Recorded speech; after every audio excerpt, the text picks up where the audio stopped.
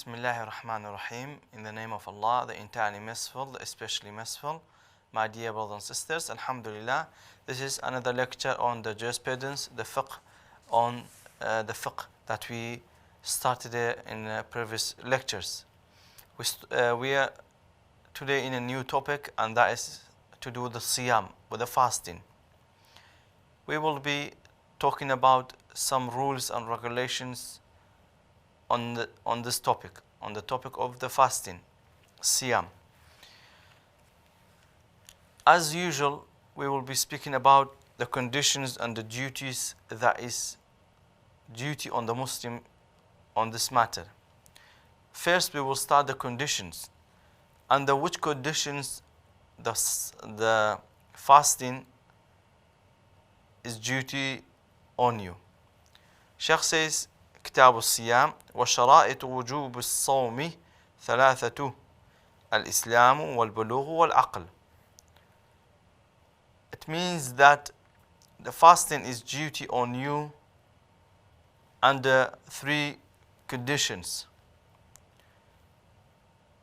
It means that if those three conditions is in you,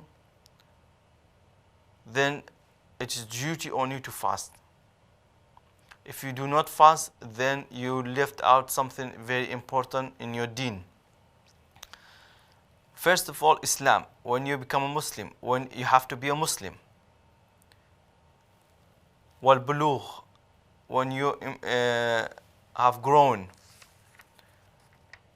Wal aql, and you are not ill mentally. It means that if you have those three conditions, then it is duty on you to fast. If you're Muslim, if you're grown, like we've spoken in previous lectures, when we know that someone is grown, it does not mean by the age of 18 in Islamically, no. By the woman, when she gets into the monthly period, then she's grown woman. For a man, for boys, when they see dreams, or when they private parts growing hair, hair in the private parts, and such things like that. The sign that we know that this person is growing. So those are signs. If those signs that if it comes to someone, then we know he's a grown person. And also he is not ill mentally. So those are the three conditions that we must know and fulfill in us. Then when we know it, then it's duty on us to fast. Then when we know it's duty to us to fast, there are duties in the fasting that we need to know. Fara'id al-Sawm, the duty of the fasting. What are the duties in the fasting? وَفَرَائِدُ الصَّوْمِ خَمْسَةُ أَشْيَاء. Sheikh says the duties of the fasting is 5 things. النية. It's duty for us, if we want our fasting to be accepted, our Ramadan to be accepted, we have to have the intention, the niyyah. وَالْإِمْسَاكُ عَنِ الْأَكْلِ وَالشُّرْبِ. And it's duty as well that we should not be eating or drinking. And also وَالْجِمَاعُ. And also it's duty for us to be away from any relation between the man and woman. And also تعمد القيء, vomiting.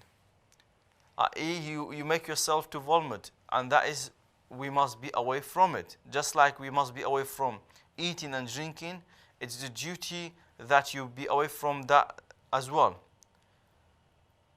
وكذا معرفة بالطرفي النهار. And also is a duty for a Muslim that he should know when the day starts and when the day ends.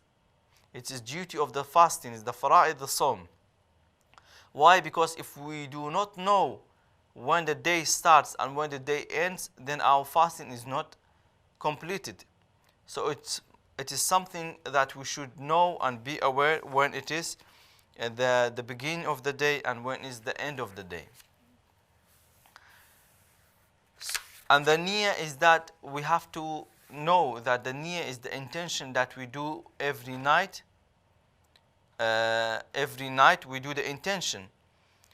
The intention is the fasting. You could do it straight away after Maghrib. When you break your fast in the first day, for the second day you can straight away after you break the fasting for the first day, have the intention for the second day. Because as a Muslim, we are allowed to eat and drink even after the niyyah, the intention of fasting. It's not like some other religions that if you have the intention, then you're not allowed to eat or drink. No. So some brothers, they may forget it. We say straight away after the Maghrib, have the intention for the next day. Have the intention for the next day.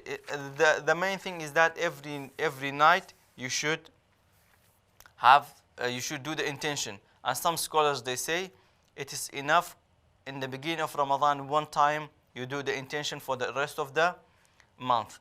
But if you do it every night, it's better to have the intention every night.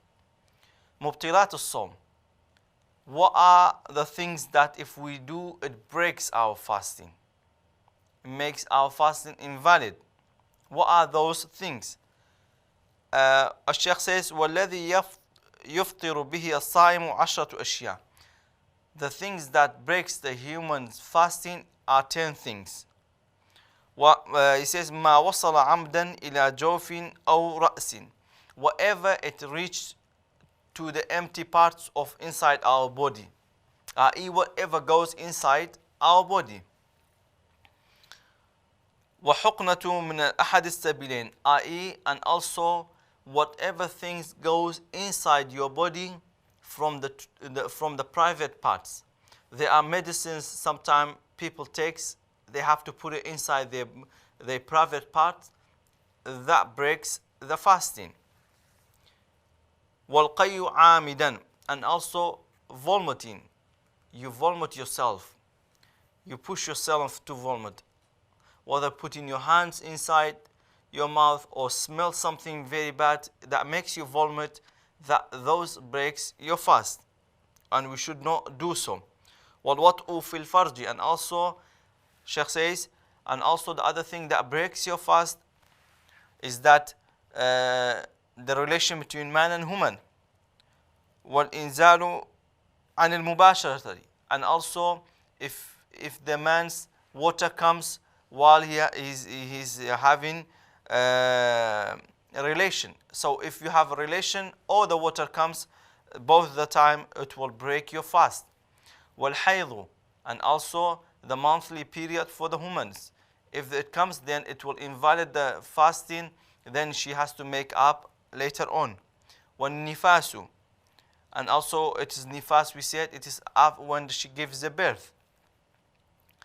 And also Sheikh says وَالْجُنُونُ وَالرِّدَّةِ, and also if someone becomes mentally ill, becomes crazy, loses his mind, this will invalid the fast, and then there is no fasting for then he will fast again, because it will break the fast. وَالرِّدَّةِ, and also going out in Islam, it will break the fast. Even if he comes back, he has to fast again. Another day makes another day up. And also those are the things that the Sheikh says that will break the fasting, that it will break the fasting. So ما وصل عمدا إلى الجوف, whatever goes inside the body.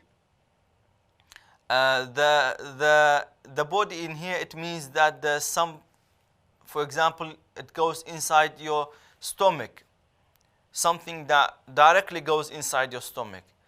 That will break your fast. Even in top of the skin, even if it's not from your mouth, anything goes inside the empty parts of your body, it will break the fast. And also same as that, Another thing that also breaks the fast, that the people they ask, it is whatever goes inside your ear. It will break the fast. Whatever goes inside your nose, it will break the fast as well. It will break your fasting. It will break the Ramadan, the fasting, and you will have to make it up. But whatever goes inside your eye, for example, some people have drops of the eye drop that they have to use it. That the scholar said it will not break the fasting because it does not go inside.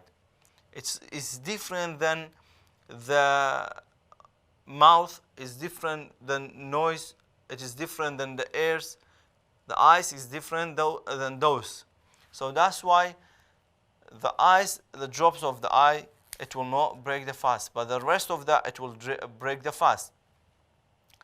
And also there are some type of injections that is directly to your muscle, goes inside the muscle. Those are as well scholars, they mentioned that it will not break the fast in those occasions as well. That if directly to the